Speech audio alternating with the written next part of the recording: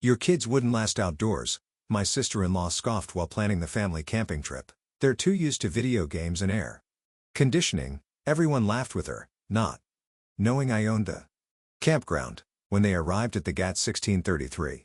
I'm sorry, but your kids just wouldn't know how to handle themselves in the wilderness, my sister-in-law, Amanda, declared, her voice dripping with fake concern during our weekly family dinner. This camping trip is for experienced outdoor people only. I watched as my children, Emma, 10, and Luke, 8, slumped in their chairs, their faces falling at yet another exclusion from family activities. My husband, Mark, was away on a business trip, leaving me to face his sister's constant undermining alone. My kids have been taking wilderness survival classes for the past year, I said calmly, cutting into my chicken. They're actually quite capable outdoors. Amanda laughed, that high-pitched sound that always set my teeth on edge. Oh, honey. A few classes don't make up for being city kids. We're talking about real camping here. No bathrooms, no electricity, just pure nature at Silver Pine Campground. I nearly choked on my water. Silver Pine Campground. Of all the places they could have chosen. Besides, Amanda continued, we've already planned everything. It's going to be me, Jake, our kids, Mom and Dad, and Cousin Sarah's family. The perfect outdoor adventure. Perfect, indeed. I thought about the property deed sitting in my home office safe, the one my grandfather had left me 5 years ago. Silver Pine Campground had been his pride and joy, a sprawling 200-acre wilderness retreat that he built from nothing. When he passed, he left it to me, his only grandchild who shared his passion for conservation. Nobody in the family knew. Grandpa had made sure of that, knowing how they tried to take advantage. I kept the ownership quiet, letting the management company handle the day-to-day operations while I made improvements behind the scenes. Well, if you're sure we can't join, I trailed off, watching Amanda's satisfied smile grow wider. It's really for the best, she said, patting my hand condescendingly. We wouldn't want your kids to feel out of place or worse, get hurt because they don't know what they're doing. Later that night, as I tucked Emma and Luke into bed, I could see the hurt in their eyes. Mom, Emma whispered, we're not really city kids, are we? We know about camping. Remember all the stuff Great-Grandpa taught us? I smiled, remembering the weekends we'd spent with Grandpa at Silver Pine, learning about local plants, tracking animals, and understanding weather patterns. My kids probably knew more about outdoor survival than Amanda's phone-addicted teenagers. No, sweetie, you're not just city kids, I assured her. And I think it's time we showed the family exactly what you can do.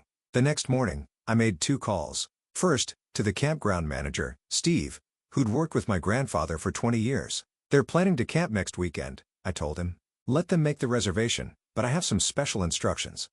Then I called my friend, Lisa, who ran the local wilderness school where my kids took classes. Remember that camping skills competition you mentioned? I think it's time we hosted it at Silver Pine. As the week progressed, Amanda's social media filled with posts about their upcoming exclusive family camping adventure.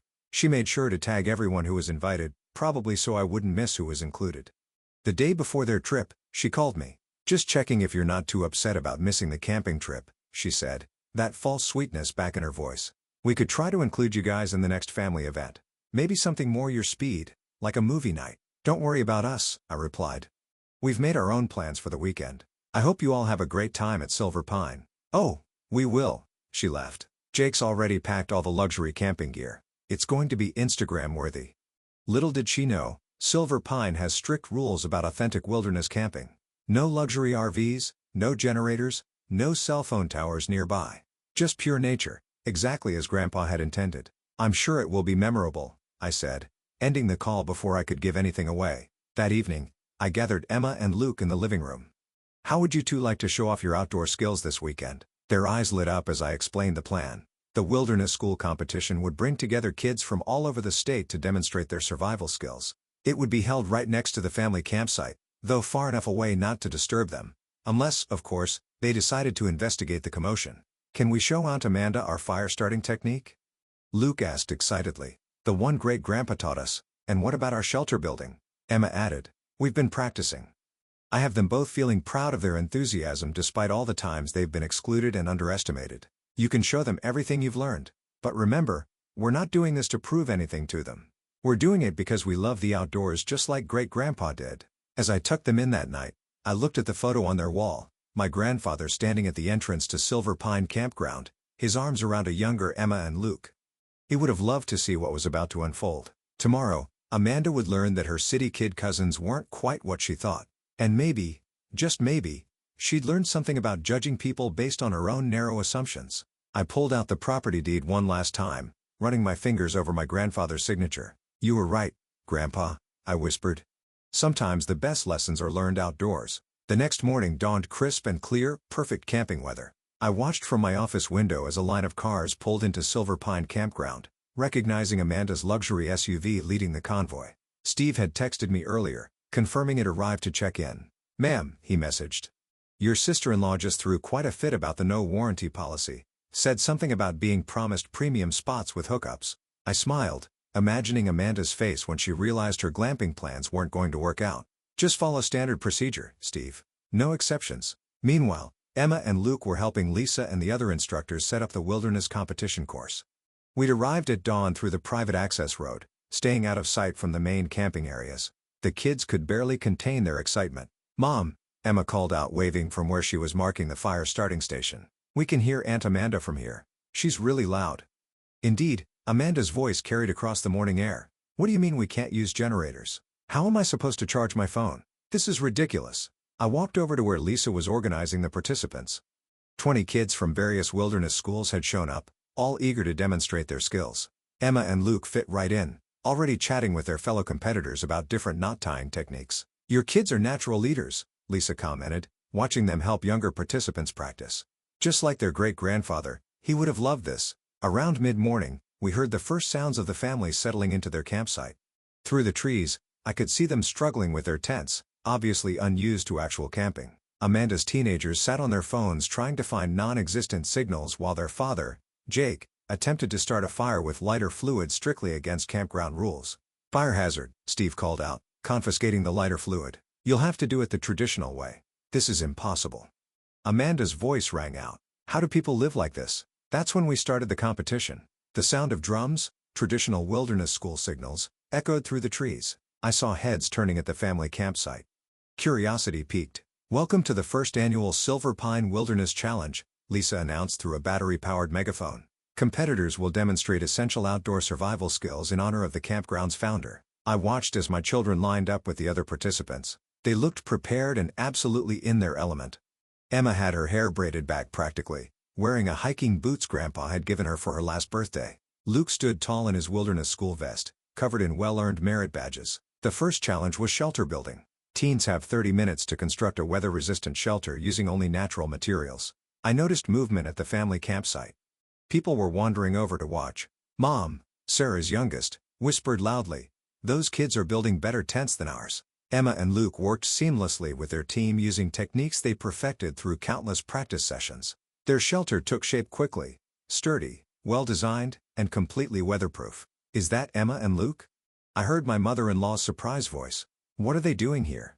The next challenge was fire starting using traditional methods only. Luke stepped up confidently, demonstrating the bow drill technique Grandpa had taught him.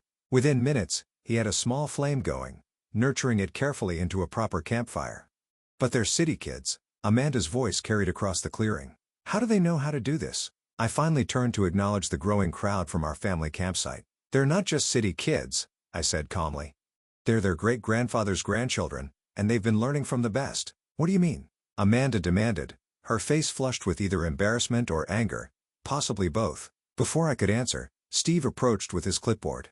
"Ma'am," he said to Amanda, "I need to speak with the property owner about your multiple violations of campground rules." "Do you know where I can find her?" All eyes turned to me as I raised my hand. That would be me. The silence that followed was deafening. Amanda's mouth opened and closed several times, no words coming out. My mother-in-law grabbed her husband's arm for support. The teenagers finally looked up from their phones. You own Silver Pine?" Amanda finally managed to sputter. "Grandpa left it to me 5 years ago," I explained, pulling out a copy of the deed I brought along, just in case.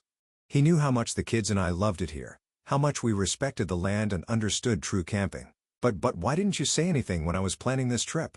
Amanda's voice had lost its usual condescending tone. "Would you have believed me?" I asked quietly. "Or would you have assumed I was lying, just like you assumed my kids couldn't handle the outdoors?" In the background, Emma and Luke's team was being awarded first place for the shelter building competition. My children beamed with pride, their accomplishments speaking louder than any argument I could make. "I think my father-in-law said slowly, 'We all owe you and the kids an apology.'" Amanda looked like she swallowed something sour, but nodded reluctantly. "We shouldn't have excluded you," she admitted, "or made assumptions about the kids." I watched as my children accepted their awards, standing tall and confident in front of everyone. They've proven themselves not because they needed to, but because they loved what they were doing, just like Grandpa had always taught them. "The competition continues tomorrow," I said to the family. "You're welcome to watch. And maybe," I added with a small smile, "the kids could teach you a thing or two about real camping." As the family walked back to their campsite looking significantly humbled, I heard Luke call out, "Hey, Aunt Amanda, want us to show you how to start a fire without lighter fluid?" Sometimes, the best revenge isn't about getting even. It's about rising above and showing your true worth. Grandpa had known that all along. The rest of the weekend unfolded in ways I never expected. By Saturday evening, our formerly divided family had transformed into something entirely different. Emma and Luke, initially excluded for being city kids, were now the campsite celebrities. "Like this, Aunt Amanda," Emma demonstrated patiently, showing her aunt how to identify edible berries during the foraging competition. "Great-grandpa taught us that these darker ones are sweeter." Amanda, her designer camping outfit now legitimately dirty, actually listened. The condescension had faded from her voice, replaced by genuine interest. "Your grandfather really taught you all this. Mom made sure we kept learning after he passed away," Emma explained, carefully placing berries in her competition basket. "We come here almost every weekend to practice." Meanwhile, Luke had drawn a crowd of his cousins demonstrating how to read weather patterns from cloud formations. Even Amanda's teenagers had put down their phones, fascinated by their younger cousin's knowledge. "That's why we never needed weather apps out here," Luke explained proudly. "Nature tells you everything you need to know if you pay attention." I watched from a distance, letting my children have their moment. Steve appeared beside me, clipboard in hand. "Just like your grandfather," he said quietly. He'd be proud seeing them teach others not to show off their skills. He was right. This weekend had become about more than just proving Amanda wrong. It was about honoring Grandpa's legacy, his belief that nature could bring people together and teach them what really mattered. That evening, as both families gathered around a properly built campfire, thanks to Luke's instruction, the atmosphere had shifted completely. The barriers of city kids versus outdoor people had dissolved. "I think we've learned something important this weekend," my father-in-law said, looking around the circle, "and not just about camping." Amanda, who had been unusually quiet, finally spoke up. "I owe all of you my apology," she admitted, looking at my children and then at me. "I've been difficult, not just about this camping trip, but about a lot of things." My kids, showing wisdom beyond their years, simply nodded. They'd already moved past the hurt, focused instead on sharing their knowledge and passion for the outdoors. "Maybe," Amanda continued, "we could make this a regular thing. With all of us, the kids could teach us more, and we could actually learn to do this properly." I thought about Grandpa, about how he always said Silver Pine was meant to bring families together. "I think that could be arranged," I replied with a smile. As the stars came out, we sat around the campfire telling stories about Grandpa. I shared memories of him teaching me about the land, and for the first time, the family listened without judgment or interruption. "That's why he left you the campground." My mother-in-law realized you understood what it meant to him. The next morning, as the families packed up to leave, there was none of the usual rush to escape back to civilization. Instead, people took their time appreciating the morning bird song and crisp air. Amanda approached me as I supervised the competition's cleanup. "Thank you," she said simply. "Not just for this weekend, but for showing me what I've been missing by being so judgmental." I nodded, accepting her words for what they were, a beginning. Mark called that evening after everyone had left. "Amanda called me," he said, sounding amazed. "She actually apologized." "What exactly happened out there?" I looked at Emma and Luke curled up on the couch, reading their wilderness guides, already planning for the next competition. "Let's just say your sister finally learned to see beyond her own assumptions." "And the campground?" he asked. "Why didn't you ever tell me?" "Some things," I replied, thinking of Grandpa's wisdom, "need to be shown, not told." As I hung up, I walked to my office and looked at the property deed again. But this time, I didn't see it as proof of ownership or a tool for revenge. Instead, I saw it as Grandpa had intended, a means of bringing family together, teaching important lessons, and preserving something precious for future generations. Emma and Luke had already started planning activities for the next family camping weekend. Their cousins had been texting them non-stop, eager to learn more wilderness skills. Even Amanda had signed up for some basic outdoor training courses. Sometimes, the best victories aren't about proving others wrong, but helping them see what's right. Grandpa had known that all along. And now, thanks to a weekend of real camping, so did everyone else. The wilderness competition became a monthly event at Silver Pine with our family among its most enthusiastic participants. And every time I saw Amanda struggling to start a fire the proper way or helping her teenagers identify edible plants, I smiled, knowing that some of life's best lessons really do happen outdoors.